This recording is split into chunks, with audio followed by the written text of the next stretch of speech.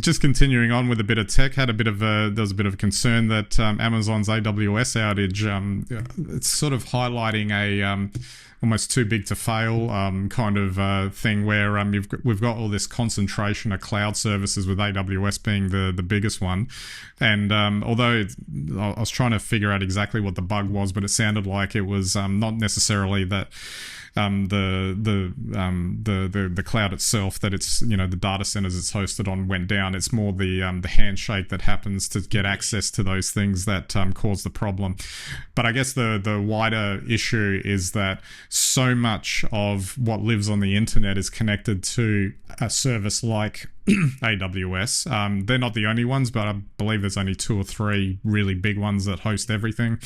And it really highlights that if it goes down like that, what do you do? What's the redundancy? The problem, of course, is that it would be up to individual companies and providers and all that to have redundant cloud services to access.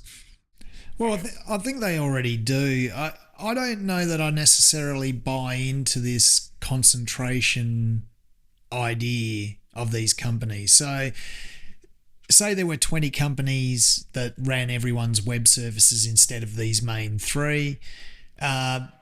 One of them will still, like, what happened, the issue is really quite a generic issue as I understand it, that rarely happens.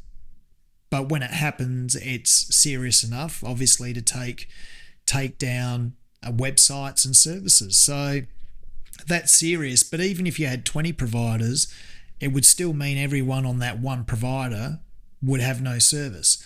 So the issue, as far as I can see, isn't that we don't have enough providers, because it wasn't as if you could access those services via another one of the providers.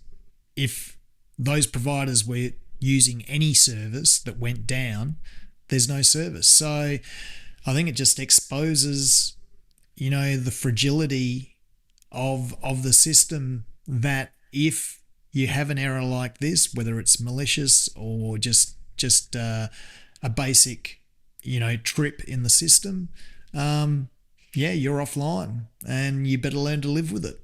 Well, or have an alternative. Well, that's on the alternative. I'm guessing that there'd be a lot of companies, I would say, in particular, that wouldn't want to pay for a second service that's just sitting there idling as a backup for the random one in a 5-year event or 10-year event that might happen.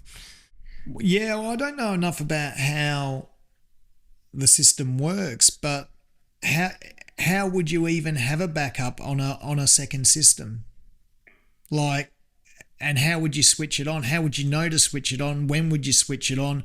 And what would it do to your existing service anyway? I don't know. I mean, but to me, I think it's a risk